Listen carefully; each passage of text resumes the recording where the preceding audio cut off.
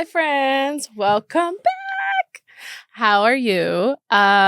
Today, I have a very special somebody in my life that came to join. This very interesting person, a character to a lot of people's lives. And I wanted to bring him on here so we can all get to know his life because I don't know if a lot of people do. And so without further ado, hi, Wolfie. Hola, hi everybody.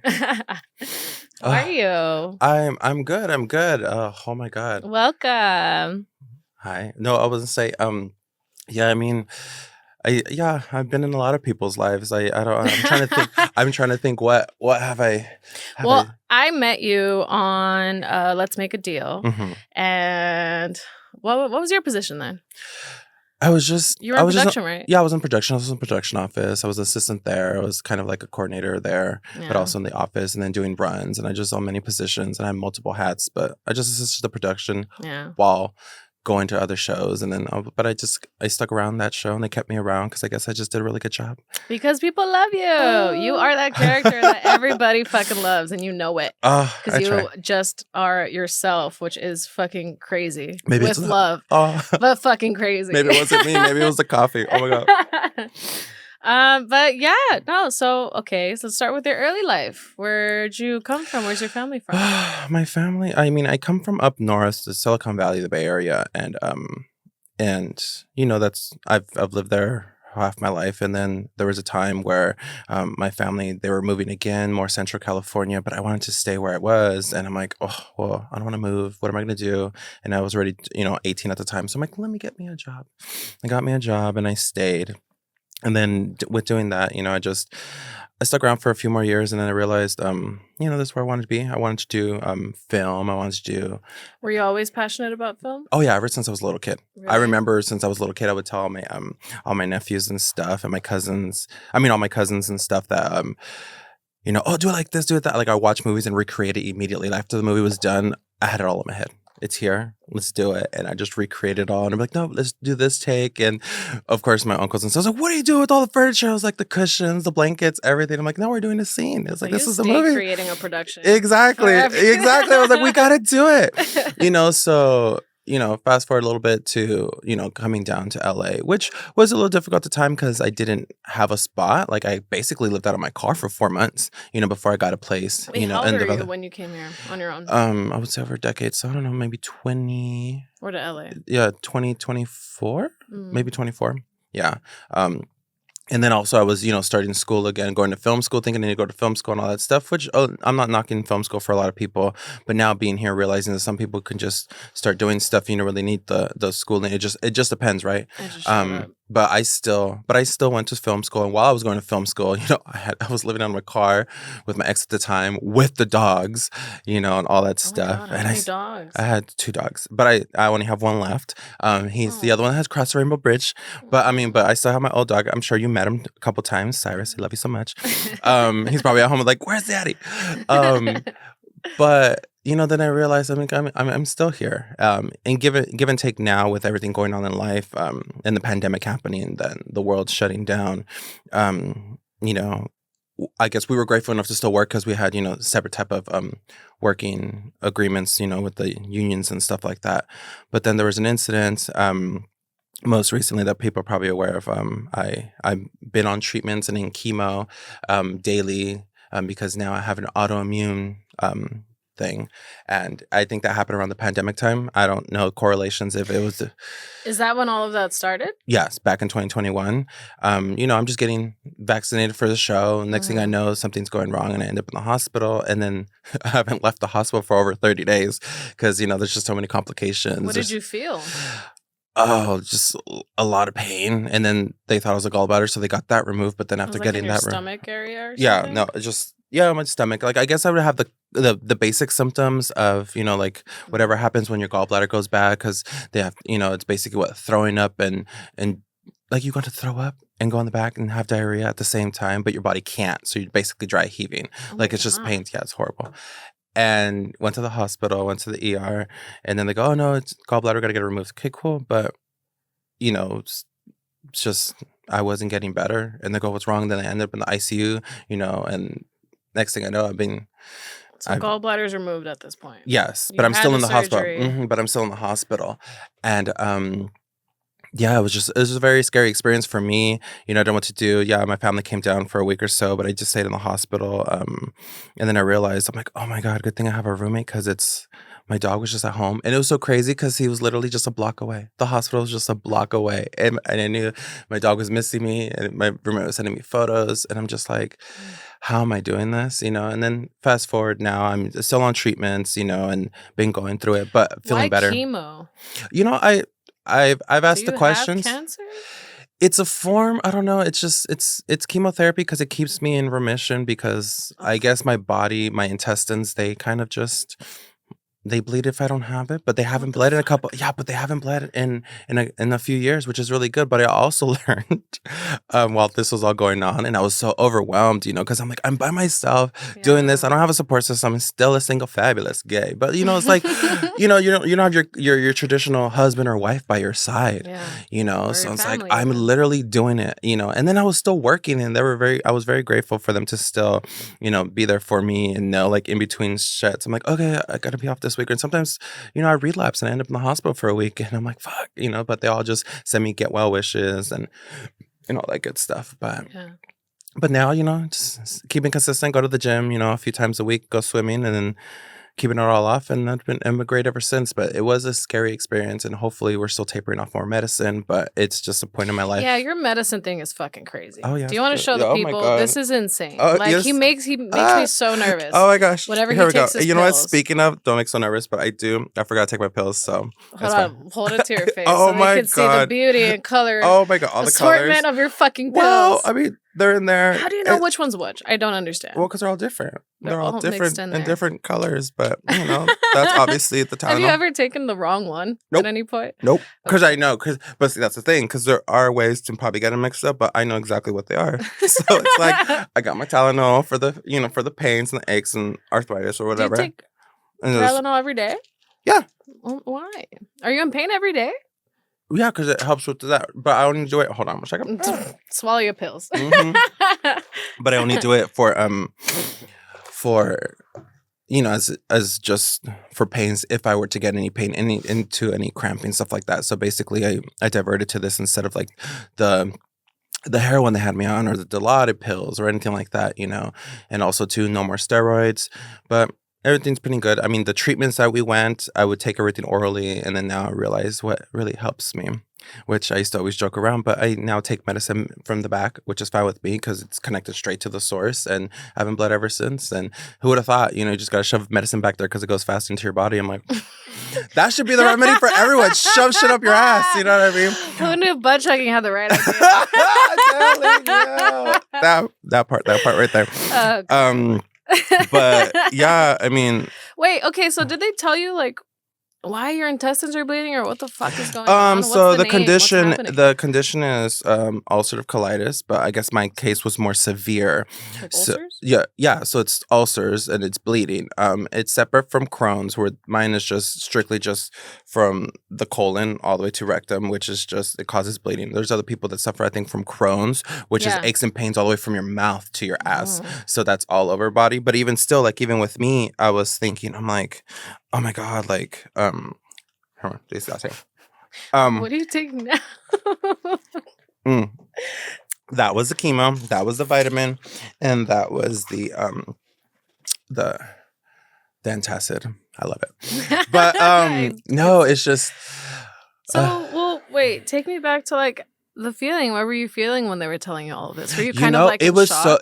I was in shock because That's a lot to I mean, handle. I don't know. I'm sure people now are familiar with a couple of the guests, like, you know, Nick Sandoval that's come on here a couple of times, but he's been a really good friend to me and he's been listening a lot. And one thing I had to learn when I found out with this condition, you know, it triggers a lot of feelings. If I'm having a flare up, I didn't know that not only do I can bleed internally, I'll be in a lot of pain, but it also triggers arthritis pain. Then that arthritis pain can turn into like a flare up of plaque psoriasis and all that other stuff. And even I'm like, that's all connected. So now that I know that I'm not having any type of flare ups, the treatments are working. If I'm not in pain, everything's working. So I had to learn also to exit a lot of my friends, but when hearing the information and you just hear the doctor telling me all these treatments and the specialist, but she's kept me alive. Thank you so much.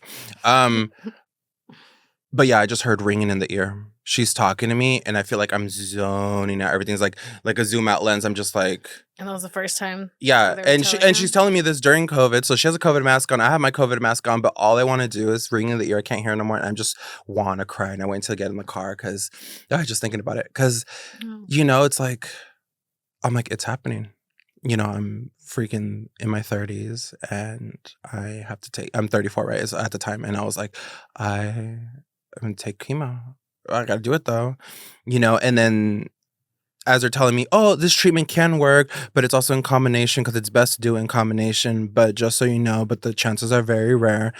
And I got nervous when she said that because the surgery I was doing that went quote unquote wrong was very rare chances that people, get injured out of a gallbladder surgery. How'd it go wrong? Apparently at the time, because it could have been still that it was he nicked my bile duct, which they had to put a stint, and then that's why I was in pain. I couldn't breathe. Oh yeah, yeah. So he had to put a stint, and then they had to go to a second one, and my lung filled with blood, and they had to drain it. It was just a lot. And I remember I would tell them, I can't breathe, I can't breathe. And they're like, oh no, it's your anxiety. I'm like, no, I can't breathe. They would give me anxiety. I'm like, they gave me finally an oxygen tank. And when they did x-rays and MRIs, they go, oh, there's blood in your lung. Oh my Yeah. fucking And I was like, I God. told you I couldn't breathe. And then they did the thing while I was awake and all that. And I remember leaving the hospital. I had to freaking flush out and clean out my liver and stuff. But that's all gone now. They put that tube out. Oh my God. But no, I've gone through a lot. So going through all that, then taking a break, being on treatments, knowing that I was on the steroids that got me swollen like the Michelin Man, but she was still fabulous. She was still knocking all the men. Because remember, ladies, the hole stays tight. The body changes, but the hole always stays tight. But then having this beautiful little doctor tell me all the treatments that I need to do, and I'm trying not to focus on the side effects. But if it doesn't work, or if it does work, we have to get you off of a different treatment because then your body can get used to it and then it can reject it. And if it starts rejecting it, then it can turn into this and then this type of cancer. And I'm like, so should I even be putting this stuff in my body? But you know what? I took the risk. I mean, what else are you gonna do? And I've been good ever since. You know what I mean? Like, I just been feeling great, and she knows it, and she's been slowly tapering me off all the meds. Yeah. I mean, I still take the one in the back door, which is fine with me. I was like, every morning, every night. Like, he loves me, he loves me not. You know what I mean? Like, I love me, so that's fine. That's all we need, And after that, it's just been a whole journey. But yeah, I mean, but I think one most important thing is like, if I ever do stress out in life or freak out about anything, I just either call people because I need to talk it out because I'm like, I have to stay calm because I know if I stress, I may bleed. And I don't want to bleed because then I don't want to. Really? So like stress induces more fucking side effects. Yeah, because it's not, because it's your intestines, it really fucks with me. And I've focused now. I've focused on the foods that I eat. I've taken pictures. I tell people, you don't have to post them. Just take pictures of the food, and you'll see that in case you have a headache, a migraine, or you don't feel well, maybe it's what you ate. Look at what you ate, And so I've kept food diaries. I've had spreadsheets. I know what to eat now, what not to eat, stuff like that. But it's always been a challenge. But I figured it out and I've done it. But it's still working for you so far right now. It's working. It's working. I mean, seeing sometimes my family every now and then. When I was having a couple moments of relapse, they kept being worried. Come home, stop it. Are they nearby? No, they're like 5 hours up north, but they're always like, "What are you doing? Come home, come home. Why are you doing that? We'll come take care of you." I was like, "Well, they're just taking care of me, and then I could be bored out of my mind, and I still have to make money because I want to do what I want to do." You know what I mean? Like I could just figure it out, And that's another thing too that I've learned. And even when I go to my treatments, I was fine, but I remember the first couple weeks the first couple times I'm like, I'm trying not to get a complex, but like everyone else brings their family and support system. They're all hooked up on IVs and I do my infusions every 6 weeks but I go there by myself and they go, do you have anyone? I'm like, no, should I? Like I was like, I'm just here, but I just figured out my routine. I get my phone and I have a tablet, because and I mean I'm trying not to get dark or morbid, but I always say it's like we die alone, you know what I mean? Like we don't expect it. Like I made the comment the other day. It's like, our families, we die naturally with our families that we have, but we don't ask to be the first death. And then also too, in your siblings, the youngest one's going to be the last one to see you all go. Like we don't ask them how they're going to feel because they don't know yet. No, nobody talks about it. They don't talk about that. So Do you feel like you process or think about death differently ever since Yes. this medical thing? Yeah, Because you're 30 and you probably think you're invincible, unstoppable. in my 30s, almost gonna be 40 in a couple years, but yes. In your 30s, but yeah, then that hits you and you're like, oh fuck. Yeah. Like I have to really take care of my body. Did you feel like you took care of yourself before I did all in of a this? way, but I think the most important part that I guess I wasn't doing, and even at the time too, I used to host a lot. I used to bartend and host karaoke at bars at night. And I think now knowing how important your body is, you do need a full night's rest. Because going back to some of the symptoms of what would happen is, intestinal pain is not just that. Like I can feel it move. Like if a pain's going, I can feel it throughout the whole day, just shifting through my whole body until it ends. Because it's just, I could just feel it. And also too, it's so bad because it's your intestines. I feel like I'm taken out by a football player every single time, and not in a good way. Like I'm like, I can't get out of bed. I'll be like, I'm in so much pain, I can't even move. And I was like, but I have to go to the bathroom. You know what I mean? Because I'm not trying to piss myself in this bed. Like I need to get up. And and it was like that too sometimes with the steroids coming off of them too quickly, like all these things too, like it's all these little things that they don't tell you when you're doing treatments, but you still have to go with it. Like obviously the mental turmoil, you're here for your reality. I plug in every 6 weeks, and I'm just like, ugh, I wait. What does the infusion do? The infusion pumps me with antibodies. It's a monoclonal. Are you not producing your own?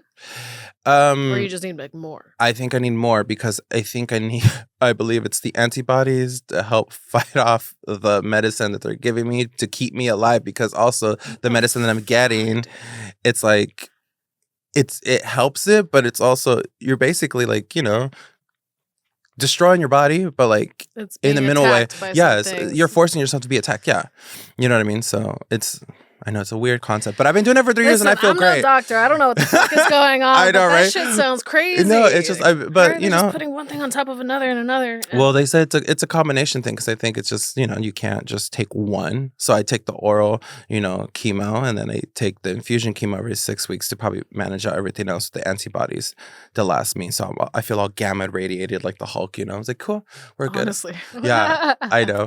But, I still try to have fun, when I go out to the bars and stuff like that. But everyone respects my boundaries in the sense of I just try to stay clean. I have my Listerines in my pockets. I have my alcohols, all my sprays on my little goodie bag, because I'm like, I want to have fun. But now they know, just to keep it safe now, and just be like, well, I don't really kiss anyway. So I'm like, unless you're going to marry me, I'll put a ring on it. I'm not kissing you. What? I was like, mm-mm. I was like, I always tell them, I was like, you're sexy and my sexy, they might not mix. And they I end up, I was like, I might end up in the hospital tomorrow because you were just too beautiful for me. And, you know what, babe? You're not worth it. You're not worth it. Exactly. I was like, So, how did you keep yourself from like falling into a fucking depression? Or did you? So that's the thing. I think it was talking to a friend like Nick, and just in general, you have to talk, right? And if you can't talk, what else can I do to occupy my time, to not have negative thoughts? Because there were times where I'm just like, I can't, it's a lot. Ooh. I'm like, it's a lot because, going back those couple years, it's like, let it out. No, I know. It's just, it was a lot. And I'm still dealing with it a lot, but I'm just like, well, I don't mind always being me because I'm always a chipper. I always put a smile, but like that pain, I wish I could explain it, but I'm sure it's like, it's not no fucking menstrual cramp. So, your insides are hurting too, but I'm like, but no, like it hurts to the point where it's like my back, my neck, like near my spine, it just all hurts. So I would find ways. There was a time too where it's like, I'd even get my dog's fucking stuffed animals and toys and I put it on my seat. I'm like, I can't even touch my stomach right now. It hurts so bad, but I gotta get to places, and I remember when it was all happening, I was like, to get in and out of my property, I have a big old gate, and I was to get in and out and move this big old gate. And I'm like, oh my God. And I remember I'll connect it to cords, and I'm like, I was like, make sure they don't pull out. But I managed it. But I think there was always a time, I thought about it, but there was always a time, even growing up, because before coming out, my mom would always worry about me and my safety, because we had a relative that was no longer with us via hate crime. So she always thought, oh no, be careful out there. I was like, well, I'll control myself with the world out there. And I always told her, I'm never suicidal. There's always ways, but there's a reason to live, and especially now, there's a reason to live. Because even though I felt like, fuck, I can't do this anymore, but I'm doing it because I'm like, I'm only 30. I still got a good chunk of my life. Even if it's in 30 more years and I die at 60, well, then I got to pound these 30 years and I'm already getting 40. It's like I got 20 more years left, you know? Or if I'm going to be 80, you know, I got to do the math in my head. Like, what's the average lifespan of my family? Okay, cool. Like, I just got to do it, you know? And it's like, but I don't think suicide was never a topic, but there are times where I'm just like, fuck, what do I want to do? Like, and there was a lot of times where I just scream on my pillow, or I go in my car and I go to YouTube videos because I'm like, if I can't scream and I don't want to be so dramatic, I'm like, well, I'm just going to look the videos up. I'm like, Mama Coco makes me cry. That scene from The Other Sister where she goes, stop laughing at me. I was like, oh my God, that makes me cry. You know, Miss Juliette Lewis, good acting. And I was like, and just love her. yeah, it's like in all these other movies, you know, it's like, that's how I evoke feelings sometimes. Or I just listen to certain tracks. I just, because sometimes I feel like I just can't cry, but I need to let it out. About it? Yeah, so I've cried plenty now, and thinking about it now, oh my God, I'm probably gonna go home and play a song. But yeah, I mean, that's how I let it out. To me, I just let it out through videos. I know what certain scenes growing up and what movies, what feelings they triggered. So I'm like, fuck it, that's the feeling I need to feel now. You know, it's like, I love that. Yeah, when you can just tap into something because you know it's there and you want to feel it. Yeah, and you want to feel it deeply. Yeah, because you know where it goes. I'm like, no, I need the ball in my throat feeling. Where is that? Okay, cool. Yeah, we're gonna do it right. It's like Mama Coco. He would have wanted you to have this song and her little finger. I'm like, oh my God, Mama Coco, stop! I fucking sob every time at that scene. No, it was a good one, but no, it's been a time. But I'm so grateful too with some of the friends that I've made, even here on set, like yourself, and also just doing karaoke. I've met a lot of people that way, and I've have two girls that I go to all the time, the sisters, and they're very very sweet, and they've been there for me with everything, and you know, and it's also it's crazy to see their dynamic because they still have a big family, and I see them around a lot, and I'm just here by myself, you know, but they're kind of like my family, you know, but I see, and it's just so crazy. Because it's like, you know, everyone's different, you know. I know in my community sometimes they talk about chosen families, but I'm like, you know, or your circumstances, you know. My family's up there. They don't have the means to come down here. Why are they going to come to LA for? I don't mind it because I'm working in the film industry, you know. And it's like, maybe if they ever want to move down here, but this is where I'm at. This is where I stay. And do I make an effort to go up there? I mean, every now and then I may see my mom. We talk on a regular once a week, you know. And even then sometimes she goes, oh, I talked to you last week. I'm like, I know. Okay, bye. I'm still alive. And then, you know, go back. But I was gonna say, do you feel like their presence has left or is missing in your life, or do you feel like you're kind of okay with the contact you have with them now? So while all that was going on, just really crazy. While all that was going on, we had to tap into some trauma because I thought I told my mom something and she let it out. She told her dad, my grandpa, and things were happening. And the next thing I know, like, Grandpa wants to know and tap into my past lives about my traumas and stuff. It's like, so what I hear about this and so, how are you doing? And I remember I was at work and I was like, Grandpa, it's 11 a.m. on a Tuesday. I can't talk about this right now. And I couldn't because I don't express feelings. Yeah. So he was asking me all these questions and I kid you not. Oh, no, yeah. We had coworkers this way. I think Nick was there at that time working the safe. He was over there. And I'm just like, oh no, I use Google Voice Translate in Spanish, and I would just have the robot on the computer answer the question every time he answered it because I couldn't say it. It couldn't come out of my mouth. Like, that's how bad it was. And then I thought about it, and for like 2 weeks, I felt like I was gonna spiral because I'm like, oh no, I left for a reason. Yeah, because it's like, I think also too that was a realization with my mom. Like, you never come home anymore. I was like, well, there's a reason. I'd rather just not. I was like, I even tell my older brother, I'm like, you guys are the only exception to my life, but I don't need to see the family anymore. They've all made the decisions. I've made my decisions. And I feel great just knowing that sometimes too, people don't need closure. That part. They don't. And of course, there's a part of us saying, what if we get, why? Why do we need them to respond? Why? I've done well without you. Just because I'm being triggered right now because of that feeling does not mean, oh, then that means you need forgiveness. That means you guys need to talk it out. No. It's a feeling because it happened, and it probably can continue like that for the rest of my life until I die. Like, every time I think about it, it can just make me sad, and that's okay. And that's different from well, see, you're just holding on to it. And I was like, no, You there's just don't care to like yeah, there's process reasons, it. and I'm happy. Since I was a little kid, since I was probably 3 or 4, I was directing and doing this and doing scenes, and now I'm here. 30 years later, I'm good. Like I'm happy. I'm doing what I need to It's do. almost like your mindset is always like, okay, we got shit to do. We can't think about all this other Yeah, stuff. but Since you're a the kid. only thing that's unfortunate is that everything's going great until it comes to like, oh, we're doing this, you want to do this? Nope.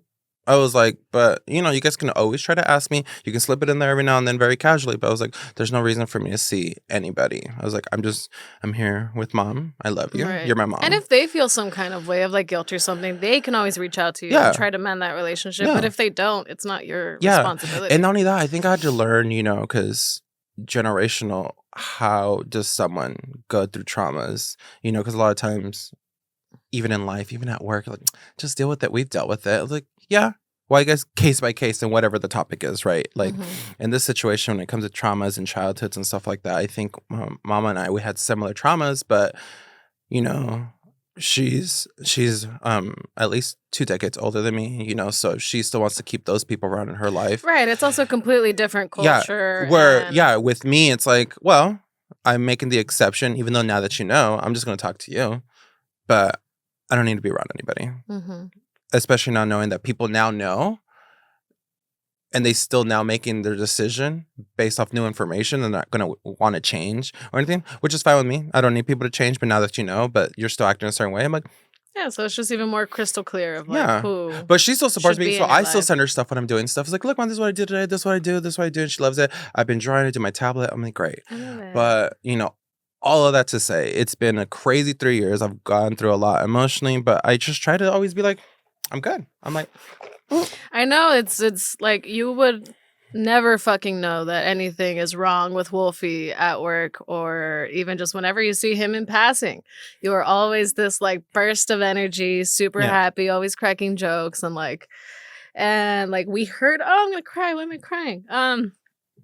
Like I felt guilty. Not answering you sometimes. oh my God, he you can says, cry. stop, Okay. I am. You're fine. Because I knew you were like going through some shit, but I guess I didn't know to like what extreme. I felt guilty about like asking and then like me going through my fucking life or whatever bullshit. I just didn't have the like capacity to be there for you. And I always felt guilty about that. Which is why I've always wanted to like communicate with you, like boundaries that I need to have for my own fucking sanity. But like, I never wanted you to feel like you were alone or abandoned because you have so many people here that are like that love you, and I hope you. Oh my God, no, no! But thank you for that. That's very beautiful. No, it's true. I mean, you said it right there. It's like you didn't want to probably like overstep, but I think it's. I think we all do that where we feel we don't want to impose our feelings on someone else. Maybe because we probably have a similar past or not, or maybe because we've gone through something we relate. But how do we translate that to someone else without coming off annoying or different or just too much? I was like, leave me be. But it's okay. I mean, I've felt the same way. But also too, I think out of me knowing also too that I've lost a lot of people in this industry. They've unsubscribed from life, by choice. And I've even I never knew the answer, but I know on a couple eulogies I remember I said it. It's like, well, I'm still gonna be me, and if it's me sending a text message or calling people, even if they don't answer their phone, I called. You know what I mean? Regardless, I'm not gonna change being me. They can think whatever they want to think, but I know that I made the phone call because I want to call you and see how you're doing today. And yeah, you never really hold a grudge unless you've been wronged. Yeah, but you're never like. Oh my God, this beautiful girl with her little. There you go. Yeah, how can you be mad at that laugh? I love her so much. Oh my God. No, but stop. She got me a coffee and drinking. I mean, and crying. Oh my God.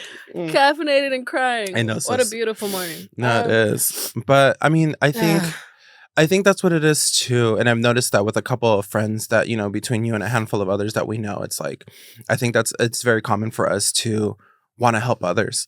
And And you never judge me. The amount of times that this man has had to fucking drive my ass home, walk me into my house, I've always been the protect me. designated driver, I think, my whole life. And they always think, oh, you should do. No, I just like to because I know people are having a good time, but I'm not here to judge because we all need to experience things. Yeah, no, And you've saved my life at least like twice. yeah. Maybe 3 times. Oh, yeah. For sure. Yes. I Yeah. should be dead or disappeared. Oh, by my now. gosh. Oh, when I heard about whatever, however she got that new car, I was like, why wasn't there that night? I should have been there. Oh, I would have drove you home. But whatever, things happen. Fast forward. But no, I mean, there was just always a lot, and yeah, there's no reason to judge people.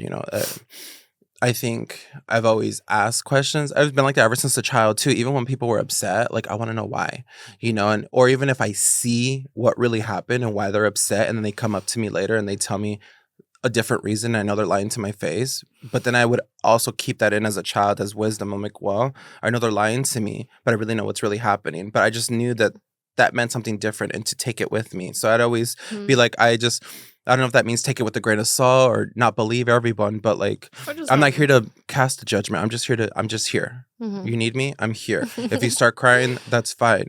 You know what I mean? That's why as long as it's proactive, that's fine. You're allowed to cry as long as you want. Hopefully no longer than a week, no longer than 24 hours, depending on what we're doing. But like, I'm not here to judge or anything like that. And I remember even too, going back, and maybe the reason why I want to be a designated, person and never really drink too much is because, maybe things that would happen to me when I was under the influence of anything. And I remember too, back then when the cell phones really started coming out, I would record myself as like my little, not litmus test, a little hypothesis, but I always have my phone recording and I play it back at night because I'm like, I was so shocked. So what did people find me so interesting?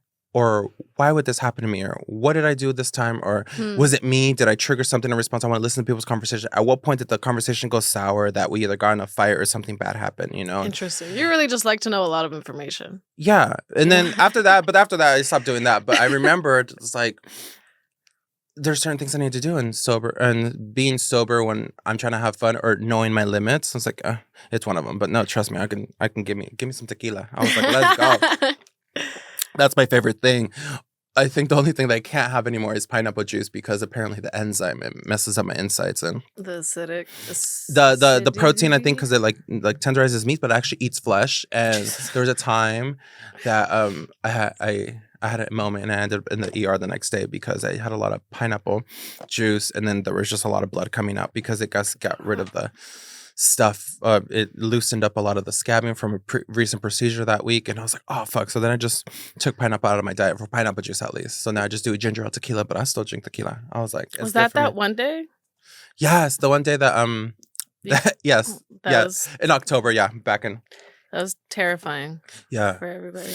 Yeah. But no, I've been through a lot and I just try and, Well, after that and you noticing yourself getting better, what are your plans for like the future? Well, my plans now, I think, I love that you're doing this.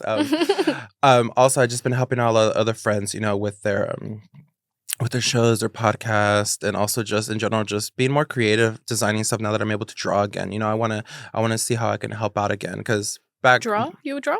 Well, just draw some graphics or whatever. But just just to pass the time because I want to be more creative again instead of focusing on it was I just want to focus on my health. I want to see if I'm gonna die this year or not. It's like no, it's like I want to just be out again, focus on people, be motivating. In the sense of because I've always been people's cheerleaders. I believe in everyone. Mm-hmm. So I just probably want to go back to being people's little cheerleaders, be in their corners, be little managers, be all of that. And I tell people, it's like, let's do it. I remember going back, because you get memories on social media and Facebook and Instagram. And I remember there was a handful of actor friends that I used to do the social media for. And I'm like, oh, look at them. I believed in them, and they what still about talk yourself? What about being your own cheerleader? Oh, I'll still do that. But I'll be working on that shortly. But right now I'm just taking it slow. I still got to get my snapback in a couple more years because I feel like I'll hit my prime at 40. Because I've done the research years ago. I'm like, didn't all the successful people that we know about be great at 40? So I'm like, cool, I got 2 more years. I'm like, cool. Once I hit 40, there I am. And if I'm not, then that's fine, because I'm not really trying to chase it. Yeah. Like, I think, sometimes the questions are great because I'm like, maybe I do know what I see myself in a year or two or in a couple months. And sometimes I'm like, I don't know. We'll see what happens tomorrow. Because at the end of the day, some crazy person on the freeway can be like, I took the wrong turn because I was on my phone. And then boom, I'm not here no more. So I was like, I don't try to worry about it too much. But it's good to have a plan because then there's something to look forward to. I don't have a vision board, but I do have reminders that I go back sometimes. I'm like, let's do it. Okay, well, in that case, I gotta do that. That's another reason why I think I still, one, for my health, I stay healthy and snatched. Of course. But two, just in case I want to go back into acting. I'm like, well, they need those scenes. I was like, you know what I mean? Go back. When did you start? Well, I was also just doing background acting. I did a couple scenes acting in some shorts, but I would just do a lot of background acting to fill the time, just trying to see. And then and that was something to also do some income while I was trying to do all the karaoke and all the bartending. Yeah. But just going back, it was just a lot. So going health-wise, feeling better now, I learned that I had to stop a lot of things and grow up. And I think one of the things of maturity and growing up is, yes, like you said, what about you? Well, me, what I'm focusing on me is the health part. Right. So just no more toxic people. Know my limits, you know, never judging anybody, but I also know that certain people are a little bit more intense than others. So they just know, well, then I guess we only see each other 20 minutes out of the day. Wolfie, you're the most intense person I've ever met. I don't know anybody that's more intense than you. That would be crazy. But I wonder why too, because I wonder what makes me intense. I don't know. Maybe it's the fearlessness of just saying what's going to come out of my mouth because I'm just going to say it. Like, I think I've always said stuff out of my mouth because I've always just been honest. But has that ever gotten you in trouble? Yes, but not in the sense of like, oh my God. It's more like, I think people didn't want to hear it. Even 10 years ago, they didn't want to hear it. You know, in my hometown, they'll be in their feelings, but then they come back to me like a day or so later. It's like, you know what? That upset me, but I'd rather you tell me the truth than you fucking lie to me. I'm like, well, why should people ever lie to people? Like, if you're fucking up, I'm gonna tell you you're fucking up. Like, I don't like it, you know, but... Side question. Where does the name Wolfie come from? Ooh. Okay, so I was working... No. That comes from... I was working in San Francisco I was doing like you know, when you pick up shoots and stuff, there's like B unit, D unit, A unit, whatever. And there was an SF unit over 10 years ago. And there was a line producer I worked with a while back. And she brought me on and we're working with a guy, the director, Eric Stoltz. He was directing it. And something had happened and she had named, you know, they had named me the Wolf after the movie in Pulp Fiction. And I was like, oh my God, that's who he is. And Pulp I'm like, Fiction, the Wolf. Yeah, there was a wolf. The wolf, you know, he comes and cleans up the mess. He's always there. Like when something's going wrong, you call the wolf. Come and clean up. Okay, Yeah, the cleaner. And I was like, oh. And I was like, you know what? And I thought it was so funny. I was like, that's very fitting in my life. I'm always there for people. And then so I was like, Wolfie, come here, you know. But, you know, they call me by my other name. They call me Johnny. That's my name. But only my family up north calls me that. I watch everyone in the comments. Like, Johnny. No, right. But no. I think it took me like 2 years to figure out what your actual name was. Yeah. No idea. We had call sheets. She never looked at the call sheet. Never looked at it. It was like, no, never bothered to ask. Like, and that's cool. Is this guy? We just go to work every day. She never bothered to look at the call sheet and be like, what's your name?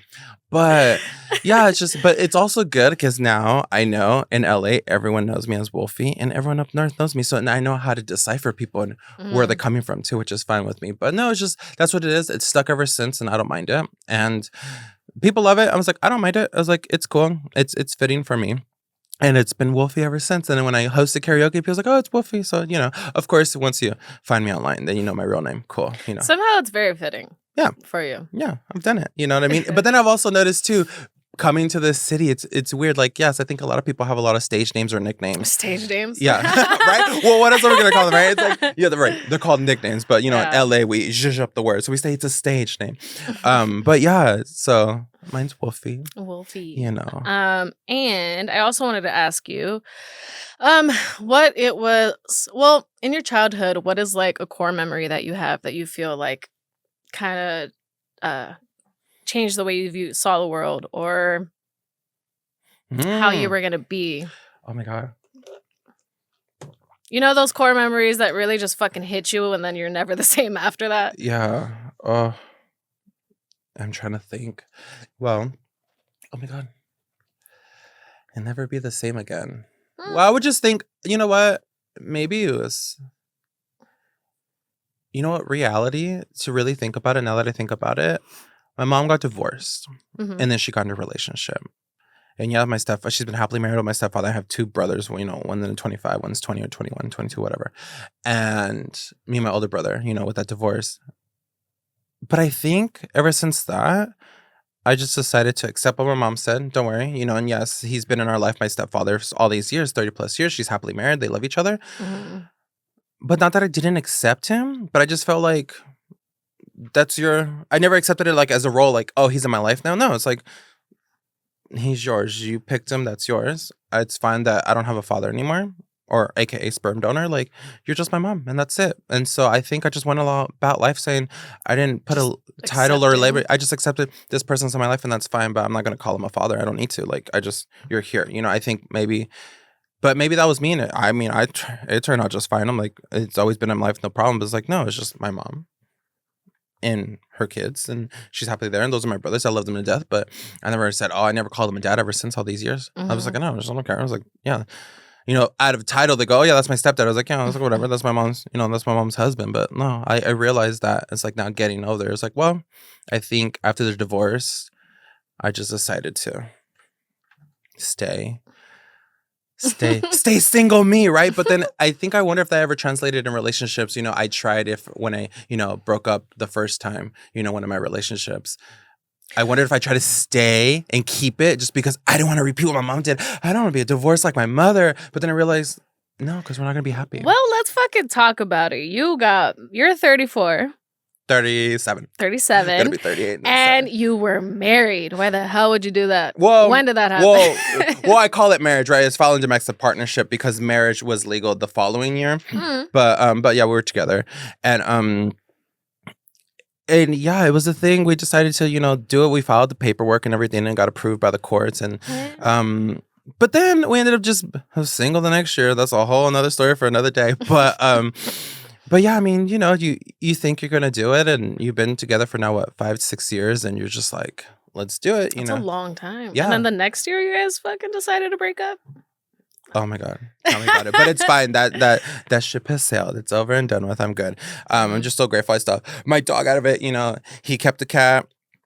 I kept the dog. I still have the dog. The cat is also past the Rainbow Bridge. So I think me and my best friend, um, I call her Cinderella, but me and my best friend, she has her cat, and I got my dog, and we got them the same day, and they're still alive. Out of all our other friends and animals that we've gotten throughout the years, they've all passed the Rainbow Bridge, and ours two are the only ones left. That's why I was like, oh my God.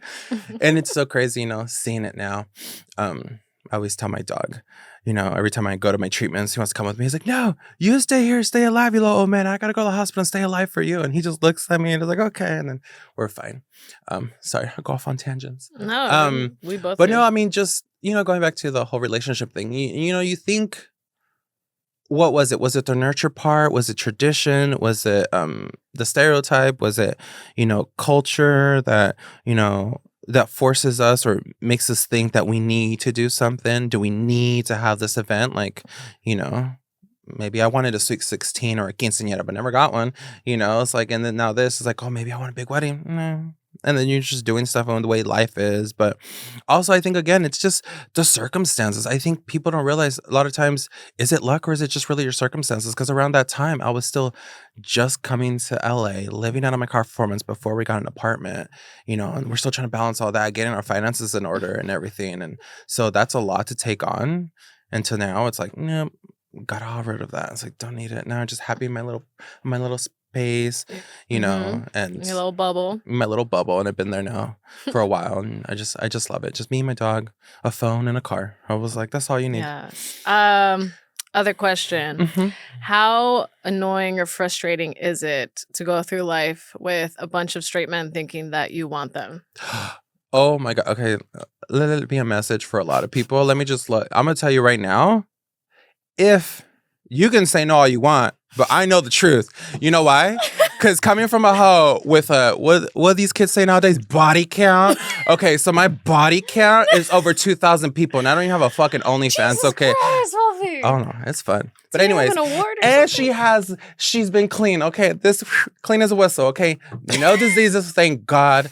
Nothing else. Nothing. No, but from experience, from the straights and the people on the DL, if you feel if you're imagining me hitting on you because that makes you feel uncomfortable, that's pretty gay, bro. Because you're imagining me touching myself to you, and that's pretty homoerotic in your own brain. So I don't know what you do with your browsing history. So that's why it kind of bugs me when people think, "Oh my god, he wants to hit on me." One, if you were my type, I'd be on you right now, which I'm not. So the fact that you have way more confidence than I do at the moment, wow, you're just not my type.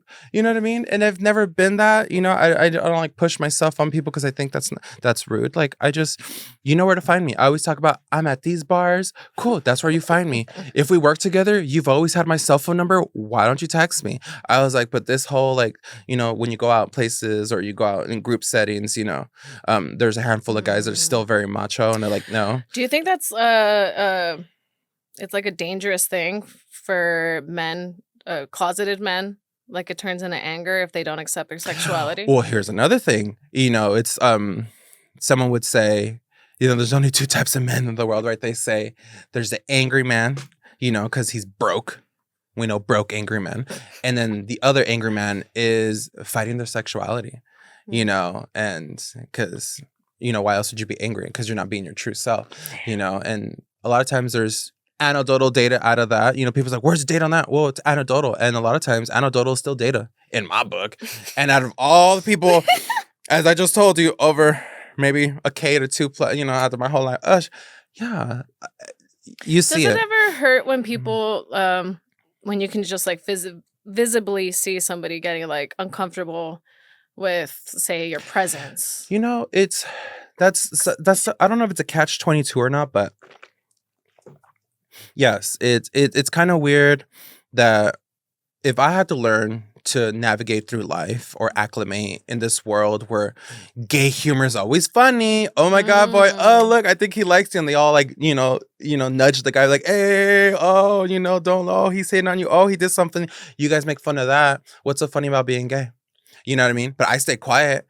But you know, I never say or get disgusted when they're like, oh my God, look at this girl, this, that, the other thing. And they're talking about, oh, I'm gonna get laid, or oh, I'm gonna go fuck this bitch, or oh, this and that, or she was doing this, or this hoe here, or I'm a fucking this. And again, I just stay quiet. There's no judgment, but I always feel like I don't need to constantly regurgitate or echo same treatment or what the fuck. I would have just assumed that you just give me the same respect if I'm listening to you with your, you know, life, that it's normal because we all exist here. We all coexist in the world. We all coexist in the United States. Like, we're not harming each other. But if you're talking about, you know, your girls just because you don't prefer a dick, I'm going to talk about the dick I got last night. You know what I mean? Because we're the same. Like, you're one of the boys. I didn't hate on you because you fucking fucked her 2 rounds. Cool. I was like, I had these 3 fools. I'm like, whatever. I just went up to you on body count. But still, like, we still had sex. Like, but yes, there's such a shift. They're so different. And I'm like, but why? Like, there's no harm in it. We're still people. We're all the same. The only difference is what we do in the bedroom,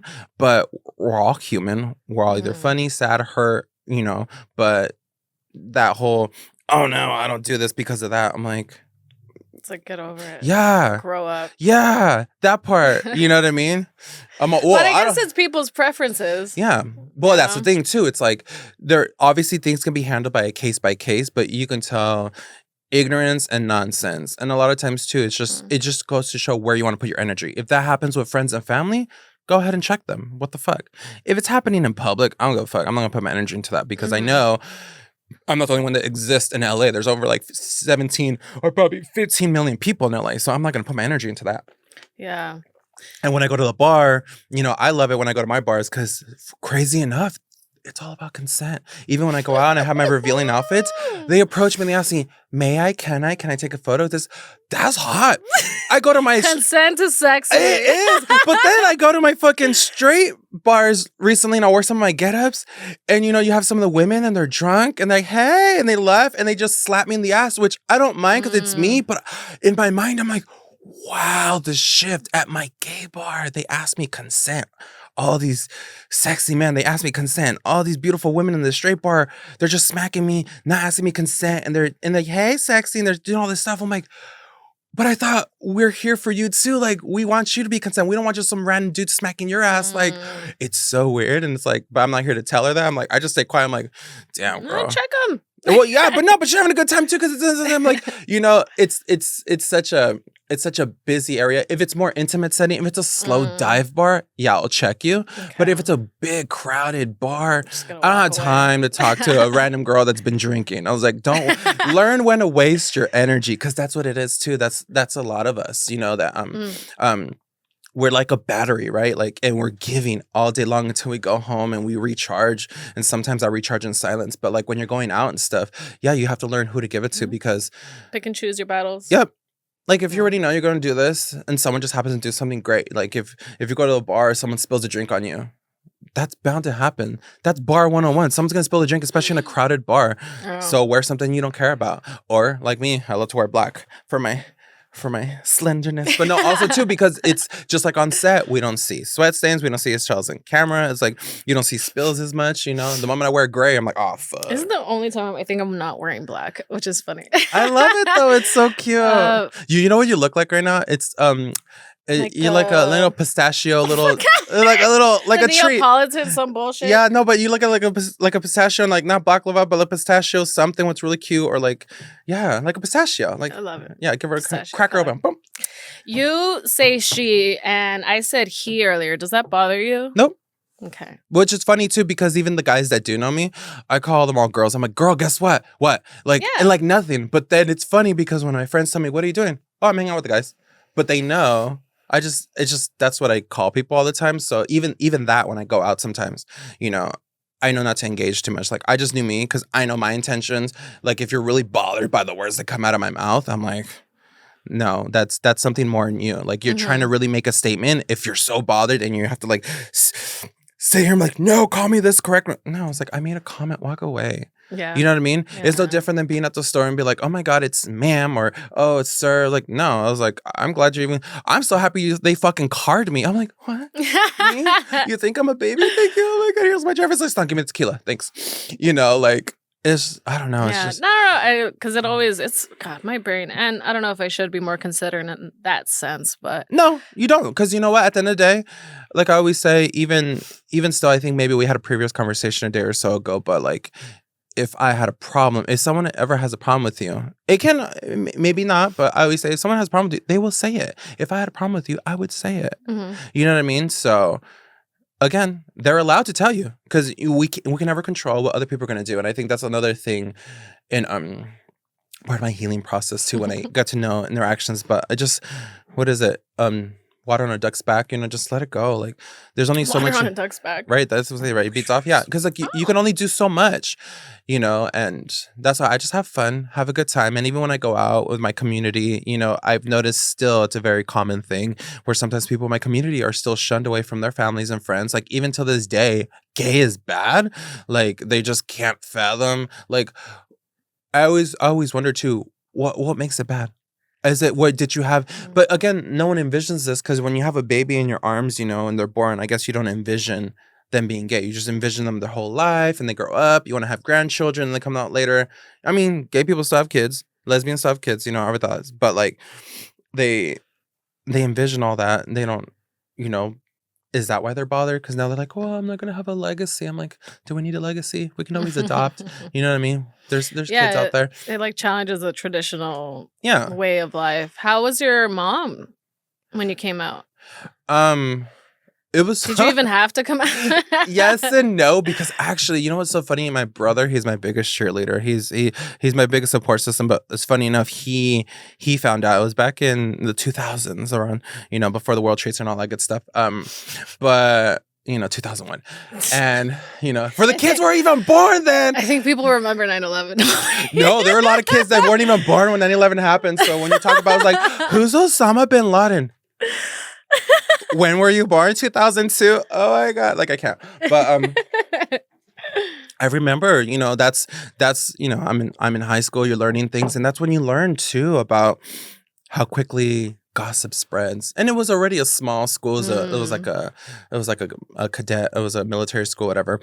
And I tell a group of girls thinking I can trust them because I'm random just being comfortable. And I'm like, whatever. And maybe cliche because there's still a lot of gays that just have multiple type of friends. But at that moment, I just talking to girls, my little mini cholitas. I love them. But I tell them something and I tell them, yeah, I'm gay, you know. And by lunchtime, I feel like it was a whole circle, in the whole parking lot, all dramatic, like we're about to fight. And my brother comes in from one end and I come in the other end. He's like, "What's this that you're gay?" I was like, "Well, you're going to tell mom tonight or I will." Oh, And I said, "Well, bitch, you're not going to help me hostage." I was like, and I told her and I did. And I was like, "Okay, cool. Are you done now?" And ever since then, he's still like my best friend. And like, I love my brother. We call all the time. yeah. But, it's just so funny because maybe he also trying to figure it out. But then he realized too, he's like, "Well, just let me know anyone gives you shit, I'll beat him up for you." I was like, Aw, "Oh, that you is know, so sweet. but also too, I think it's just, it's a learning for a lot of people. It's like I wonder what warranted that response from him. Was he being pressured? Were other guys teasing? Like I was just saying earlier, "Oh my god, look, he likes you." So maybe they were making a face. "Oh, look, you have a gay brother. What the hell is that?" Like, what's wrong with it? Mm, There's nothing wrong with it. yeah, who knows what The he was only thing experiencing. difference, which now being older, they don't realize. I'm like, so I like someone else. Never have I ever been like, "Oh, let me show you PDA." I didn't care about PDA. Like, what I do is in private. You know what I mean? Like, I just want to exist. Wow. My preferences are just a little different. But yeah. Uh, When did you know? you know, I would say because in high school, I would say high school, but I feel like there were times that they were just younger, but I don't know because I try to go back to those memories and I'll see Yeah, and I try to go back in the database and pull them out. I'm like, okay, so what's that whole memory? What was that whole day about that I looked at that person differently, but I was really interested because again, you know, I'm a child. What does a child know about? exactly. Like you just have this feeling and you don't know Yeah, what to label it or even yeah, what it is. exactly. So maybe it's not because I mean, even still, I had girlfriends. You want to try it out. You got this. It's like, so I don't know. So maybe it was just it came to be naturally in high school, and then I explored it when I finally just moved out at 18. I'm like, well, just as always, just like people have the cliche fraternity life, go live in college so you can be a whore, so you can try out life to see if you want a relationship or don't want a relationship. I was like, well, I did that in my apartment. I'm like, I had my own place, started, going to places. And back then we had online profiles. There was the MySpaces, the downlinks, the fucking Craigslist. They had all that shit. And we're just like, you know, Yeah. Well, I feel like you have maintained such a positive energy and outlook on life because you're so sure of who you are and you always have been. And that's why like you've gone through a lot of negative shit. Like I can't even imagine all the like either bad attitudes or bad vibes that you've experienced along the way. And yet for you to still be secure in yourself and not let that affect you at all is beautiful and I admire the fuck out of it. And ah, I just want to say I love oh, I you. love you Do you too. have any final words for the people? Oh my gosh. I would say, Mm, public service announcement. yes. Well, no, just like how Ruth had mentioned before, she was worried that I might, she was feeling bad. Well, like I said earlier, just say what you need to say. If someone has a problem, they will tell you right then and there. But don't let your thoughts in your head, freak you out and stop you from saying what you really want to say. That's it. The inner saboteur is real. You know what I mean? Just like, Yeah. but Thank you, Wolfie, I for really coming appreciate it. Yeah, well, on. thanks. I really appreciate being on here. I was like, oh my gosh. I was like, it's happening. She called me out. What's I was like, happening? well, the message said what I want to drink. Can I have a coffee? I was like, I want coffee. No, I had to have you on. You were like one of the top 3 people with like the craziest life stories I Oh think no, I've I ever mean, heard. there's And still that's more, not even but the half oh of my it. god, no. I mean, yeah, I don't know one day if I really go into more details, but it's just yeah. But I hope you were able to piece together all my tangents, all my little fragments, and hopefully stitch them in your brain just as quickly as they come out of my mouth. Because oh my god. Well, I you're welcome back whenever you want. And as you know, we're working on something together, so hopefully you guys are going to get to see that soon. And yeah, all right. I love you. Bye.